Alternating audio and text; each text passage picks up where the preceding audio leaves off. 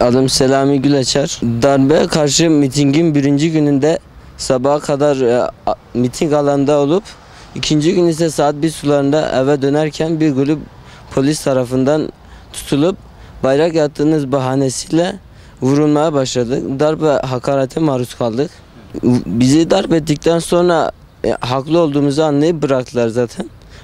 İlk başta yapmaları gerekeni en sonda yaptılar. GBT'yi en sonda sordular. Üstümüzü en sonda kokladılar.